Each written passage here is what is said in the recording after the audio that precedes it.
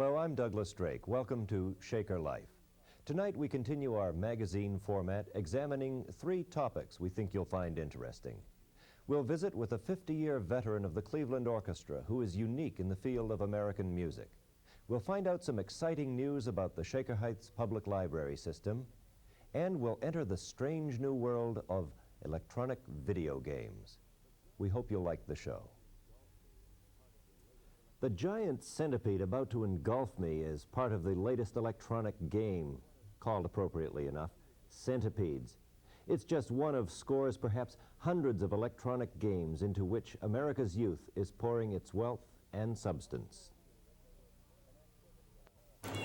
If I told you that there was an activity in America which involved 75,000 man-years of time, you'd say, well, it must be a NASA project of some sort. Well, I've got news for you. It involves electronics, but it's electronic video games. And its time has come to Shaker Heights. The incredible thing about video games is that they do have an hypnotic effect on you.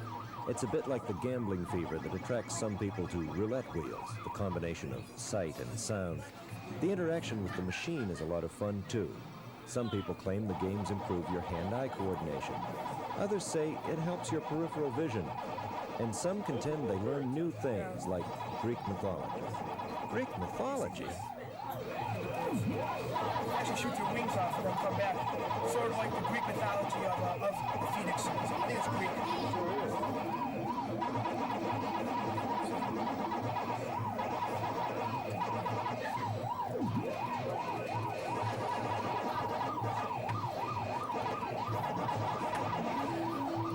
It's a type of a birds on top, a so funny thing, and you gotta shoot it, so little type like a ant type of thing in the middle. But first you have to get through this like a half moon of barrier to get to it. Sounds pretty complicated. It's different. It's just fun to play. I'm up here about every day. Why do you come? It's fun to play the games here. It's here and there's nothing else to do, and about the funnest place you can come. They help your coordination a little. That's about it. Good for entertainment. Walking through the park is boring, and Pac-Man is fun. I just like it. I don't know why, but it's challenging, that's why. Yeah. It's fun to beat your friends at it. I just come up here anytime I get off from school. If I feel like coming up here, I just come up here. Yeah. Shaker Heights first noticed video games when they were installed in a local donut shop. Soon the word spread. Shop owners can make a lot of money with video games. It's reported that some machines in the area have to be emptied of their quarters 2 times on a busy Saturday. Soon the machines spread. A new bakery, for example, features about a dozen video game machines and 1 counter of pastries. And all this gave rise to concern by City Council. Several reasons, I think. Councilwoman Barbara Smith explains the ordinance pending before the Shaker City Council. Many residents had complained to members of council, to the mayor, to members of the planning commission about large congregations of young people in business establishments that they wish to patronize for the primary purpose. They found that doorways were blocked by these large numbers of people coming to play the games. They sometimes felt fearful. They objected sometimes to language being used, and basically that it interfered with the operation of the business. At least one of the businesses themselves had, on several occasions, called our police department asking for police assistance from the city to control the congregating of people attempting to play the games. The third impact, I think, has been on the total business area where some of the machines are located, and people telling their children that they could not go there, and they themselves changing their shopping habits so as not to patronize shops in that entire shopping area because of the games. I think all of these factors were of concern to the city, and the need for some way to be aware of and have some regulation or control over the location of the games seemed important. The machines in bars tend to have a less disturbing nature. The sound can be toned down, and many of the machines found in drinking establishments are muted. Of course, the responsible restaurants and bars limit children. Unless accompanied by parents or over 18 or 21, they're not permitted to play. And those fascinating moving dots mesmerize the customers. It's not unusual to find people whiling away their lunch hours with a couple of beers and a video game. I'm going for my second bonus, which I should get pretty soon. You got blown up? And one more, I got 2 more ships left to I mean, if we had to give up the games, it's not going to hurt our livelihood any. I just feel that we shouldn't have to give them up. I think that they can be regulated, and we'd follow anything the city said. We've gotten along well with them, and we're not going to give up getting along. Do you feel that the city is right in regulating these games? Well, I feel there can be too much over-regulation. I feel that if they do prove that these games prove to be detrimental to children or certain areas, they may have to do some sort of regimentation on them. But I feel a lot of it has to do with, it starts in the home, and it should be starting regulating the children and then start regulating the games. How do the games work? What are they about? Can you explain? Well, they're all different kind of games. You have Pac-Man. This one is called Omega Race. The one on the other side is called, that's called now, what is that one now? Centipede. That's one of the newest games out. And they all have different types of formats. One you hit the spaceman, another one you hit the centipede, and another one you gobble up the little Pac-Men that run around. Do you play the games? Oh, yes. Do you win? You never win. Just score high or score low.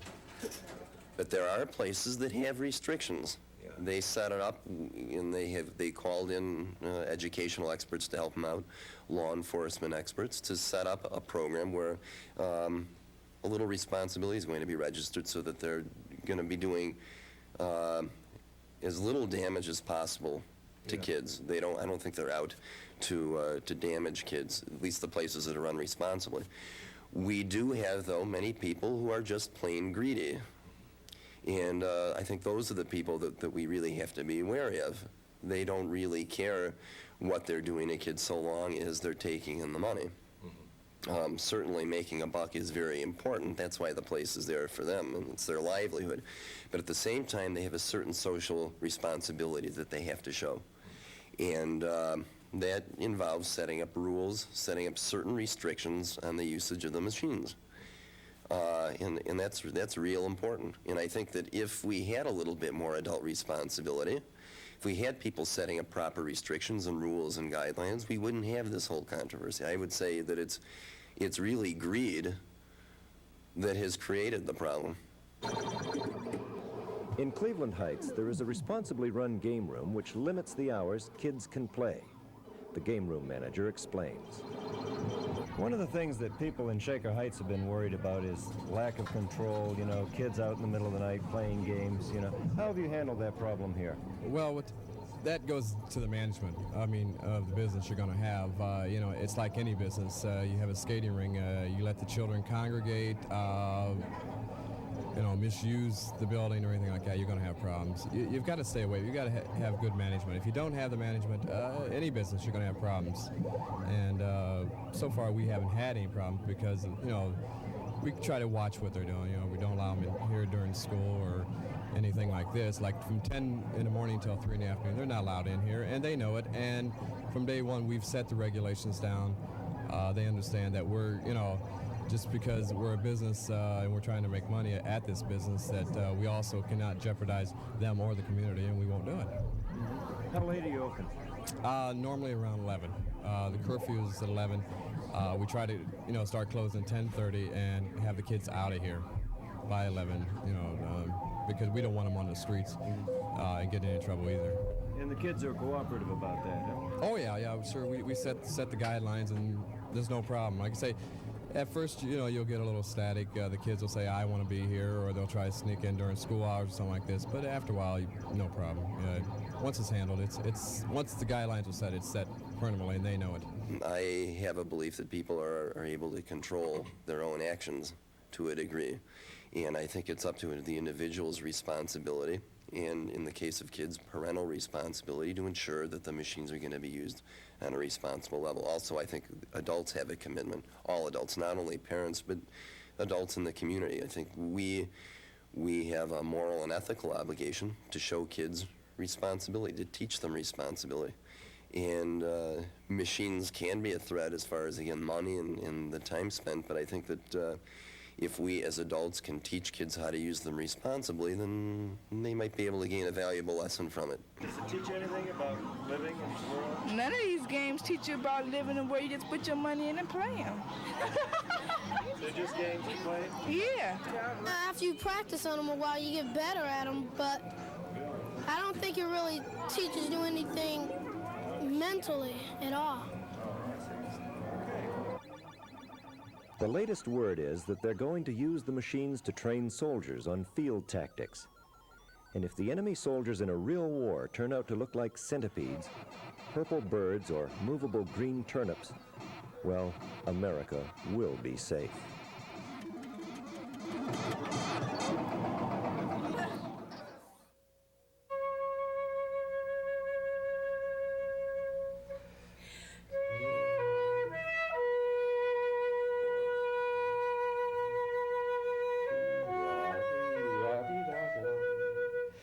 Finding freshness and excitement in your job after 50 years is something few of us can experience. But Maurice Sharp, first flautist of the Cleveland Orchestra, is just such a rare individual. We visited with him recently during a tutoring session at the Institute of Music. Well, Maurice Sharp is a great flute player, a great musician. One uses the word great in connection with almost anything these days, but it used to mean something really outstanding, truly superlative. And I think in that sense you can apply the word great to Maurice Sharp. It's a beautiful tone and has a thorough knowledge of the repertoire, is a real pro, has all the qualities that you would expect from a first chair player and then some. His tenure with the orchestra is extremely long. Have you ever known anyone else who held the first chair for 50 years?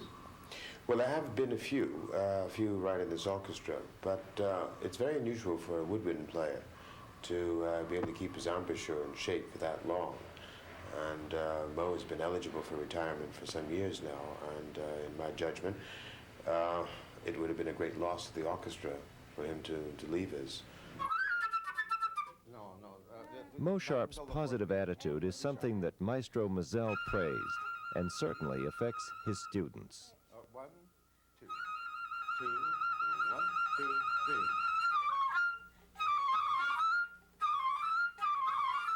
3. Ready? You have plenty of time for it. One note on the beat. Diddle up. That's it. He has so much experience. I feel like he has a lot to offer me as far in terms of learning a greater technique, and he has obviously a vast knowledge of the orchestral repertoire, which has helped me also. And he's just a fantastic flute player, what can I say? Would it be unfair to ask you to name your favorite conductor of those that you've served under? I think it would be unfair. I think so, because I've enjoyed many of them. You know. What about I think the one that was probably the most exacting about everything was Mr. Zell. And it was more or less like going to school for 24 years, because you would learn something every day, really? every rehearsal. Who would have been the most imaginative and inspiring?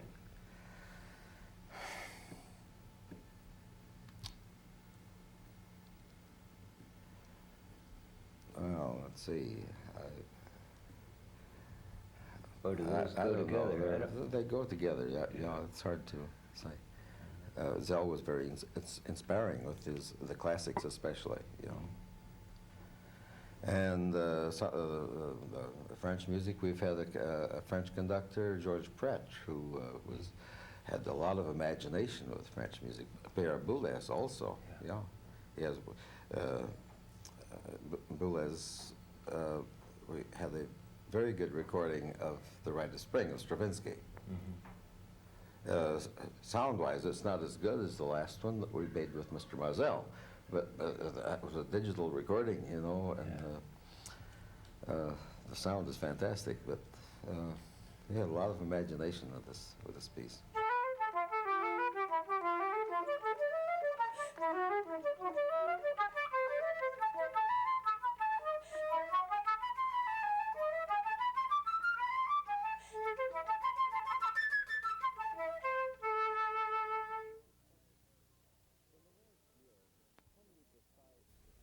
In the last year, hundreds of thousands of cards, library cards, have processed through this machine here at the Shaker Heights Public Library.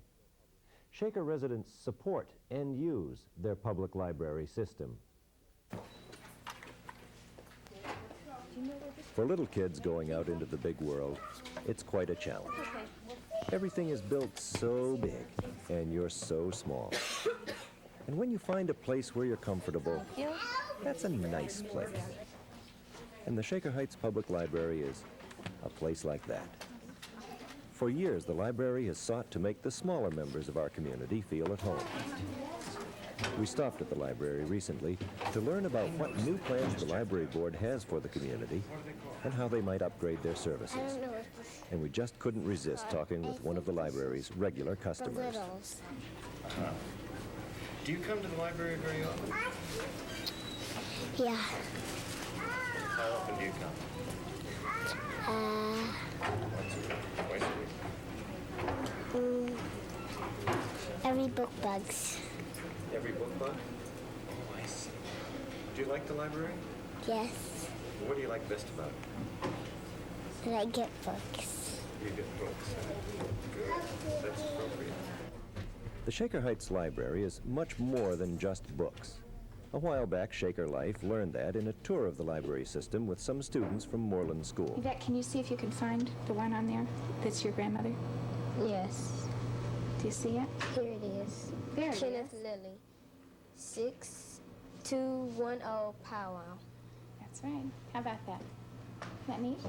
That's all the way to But San today's Antonio. modern library is a whole lot more than You just can turn books. it around by switching that little The knob. technological revolution has come to the Shaker Heights Public Library. Photographed this way.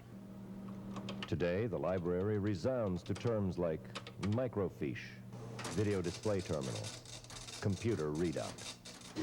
Why do you think it might be a good idea to have magazines on microfiche? And the idea is yes. Because in a small box of those sheets, you can have a lot of hundreds of magazines. That's exactly right. Anybody else have an idea why it's a good idea? Maybe because of the paper magazines kind of get brown and yes, they deteriorate. The one I'm going to show you this morning is from 1923. This is the Time magazine from March 10th, 1923. And we talked about how convenient this was, but suppose you needed to take a magazine article home. It would be difficult to take home fiche, wouldn't it? For one thing, we don't circulate it. And secondly, if you didn't have a machine at home to read it on, you'd be kind of out of luck. Would you push that orange button right down there for me? We're going to show you how this solves that problem. Now, in the viewing screen here is where you see what you're reading. And out down the bottom is going to come... Isn't that something? They're 40 cents now. Why don't you push that orange button again and see if we get a good picture out of that one. This one right here.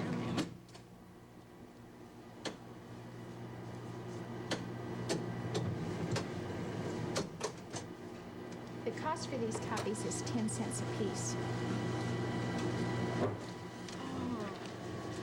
That's a good one. I like that.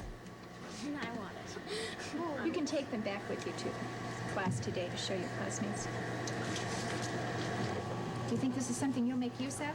Yes. Yeah.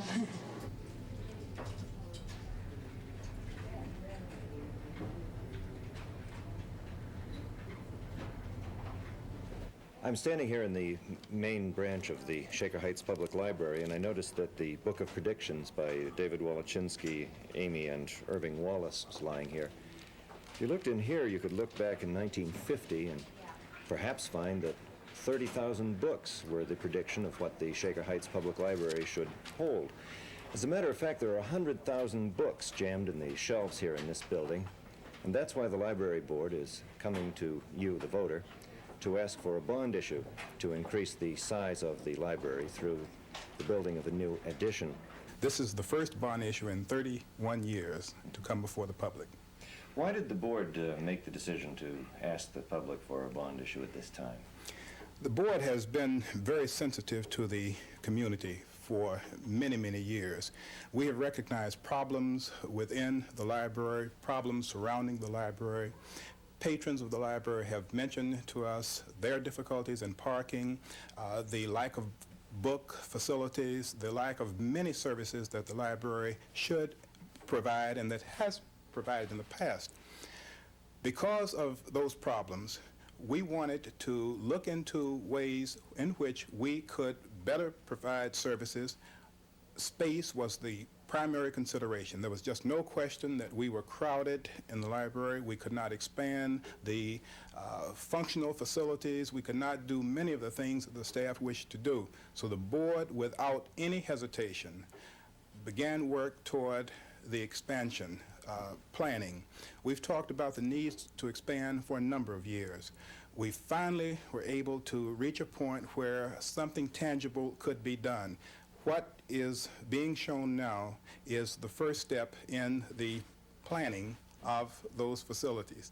We are very, very pleased with it. I probably cannot mask the excitement I feel about the development. We will be able to do things for the community we have dreamed of for a number of years, and we feel very, very excited about it. The board has been a wonderful board to work with. It has been very responsive, as I have said, and its excitement is going to be shared, I'm sure, by the public when this project gets underway. This school bus here is standing in the middle of what will be an addition to the Shaker Heights Public Library, if the library board has its way. And it's going to mean exciting new things for those who frequent the library.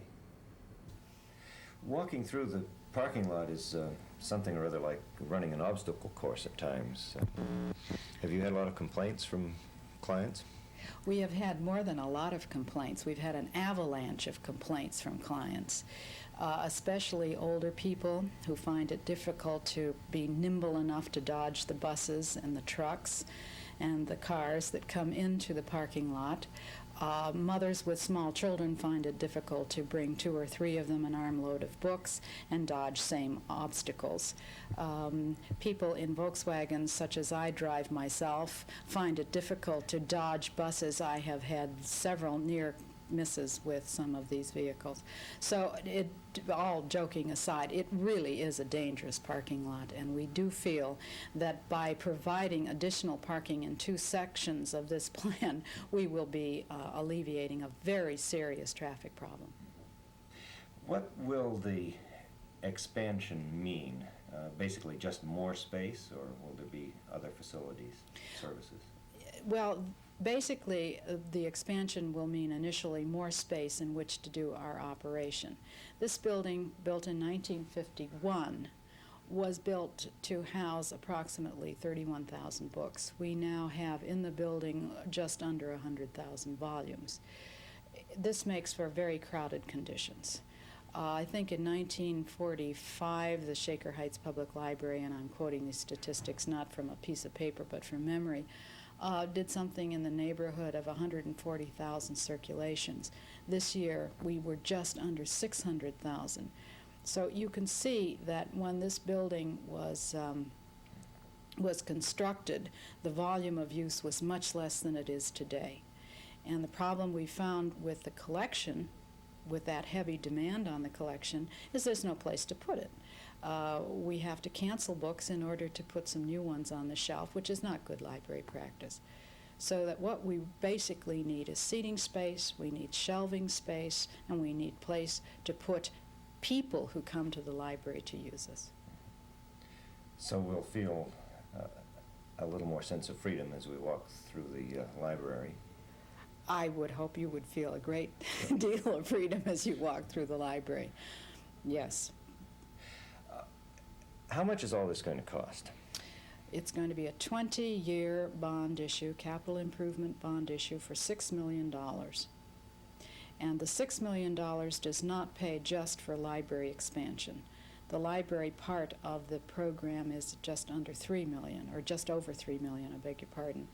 The rest of it is going to be spent in rehabilitating the bus barns and the warehouse in their new location, and in land purchase from the people who have sold us, or we have options on the property to make this plan work. So approximately $3 million will be for other expenses.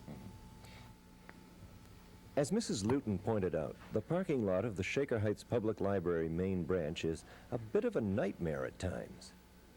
That's because it's cheek by jowl with the school bus parking garage. Soon, if the bond issue passes, all this will be replaced with the new library. The bus barns will be moved.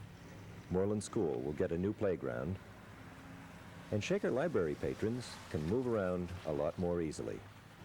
That should make them happy.